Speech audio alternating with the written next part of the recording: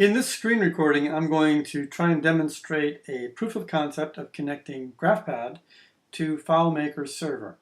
And first I want to start off with a big shout out to Paradise Partners and Kin Doranzio for basically writing the main library, PHP library, fmrest.php that I use to connect to FileMaker Server, and also for answering my questions and really helping me get this going.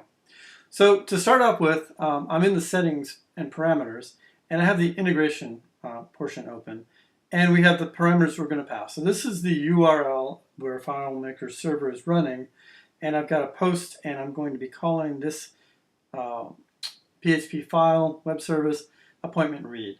And over here in Komodo, I've got appointment read opened, and we can actually see what it's doing. So there's not a whole lot really going on except for this library that I'm actually calling here, which is fmrest. But essentially here I've passed in the username and password that I'm going to connect to, and I'm writing this out to a file so I can see if I've got any errors. So I've got the company name, which is just part of how GraphPad works with things, the password, the user ID. These are the additional information that I need for FileMaker Pro to work with, or FileMaker to work with, and that's the layout that we're going to use, and actually the database precisely. The PHP file is actually going to turn around and call this fmrest, and so it actually needs the host ID. So physically, my PHP file could be residing on a different machine for all practical purposes, but that probably doesn't make sense for most cases. But regardless, so here's the host DB layout, user ID, and password to run this fmrest, and this is making a connection to FileMaker. I do a login check, and this is actually how I discovered by printing this out that I had a space in my login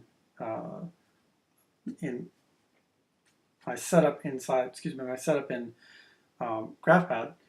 And then basically what I do is I set up a query against this all appointments layout. And in this line right here, I do a find, sorry, see if I can highlight this. I do a find records using this criteria. And I'm going to be passing back the JSON, and I'm going to send that JSON off to GraphPad. So if we look at this all working in action, and what I've got here is I've got GraphPad running in the simulator, and I'm going to clear out this section here. This is the code fetch appointments, which is being called, and it's going to call this web service. I'm going to provide that as part of an email to the people who are interested. But if I open up my map view, what it's going to do is it's going to call this fetch appointments, and it's going to plot this data. So if we look down here, this is the call and the retrieving of the information. And so what I did is I basically plotted out the raw data. That's useless, of course. But then I actually basically clean this up so I can look at the JSON. And for my purposes, one of the things that's important to note is the JSON coming back is a dictionary. The dictionary has 3 parameters. The one I'm interested in is the data parameter. And for each record that comes back from the layout, it's going to put the field data in a dictionary called field data. And then it's going to have, these are the field names and the values. And so in the data, there is an array of 2 separate appointments. This is the information in the layout that's being passed back. It has the latitude and longitude, which is then used to plot. And these are the 2 points that got plotted over here in GraphPad. And of course we have an error because we're doing a demo. But that basically shows the integration path that it actually utilizes. We'll open this up so you can actually see that again. And so this is how it is going to perform if it doesn't blow up on me again. It actually goes out, grabs the directions.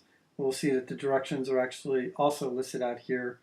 We can actually see the left turn, right turn, all the directions are actually being plotted. And it's creating these layouts inside of the map view, which then plot the locations. If I close it, and open it again, it'll actually bring up the starting point and plot it correctly, where I actually get the first appointment and the second appointment. So for the parties that have helped me and are interested, I'm going to send the PHP files along with that one fetch records, fetch appointments, Objective-C code that I use inside my app. And really that's kind of what I want to present. So current limitations, because I'm not very good at PHP and because the layout data comes back as a dictionary with an array of field data, which then has the actual appointments in it, that's structured differently than I expect inside of GraphPad for my other web services. So I do have to have a separate call to call FileMaker, but you can see I've already worked through those issues. And the other issue associated with this, I mean, that's the main issue is that the JSON that's coming back is not, I don't know how to control that inside PHP just because I'm a novice PHP developer. So that is my presentation. If you have any questions, please just contact me. Thank you very much.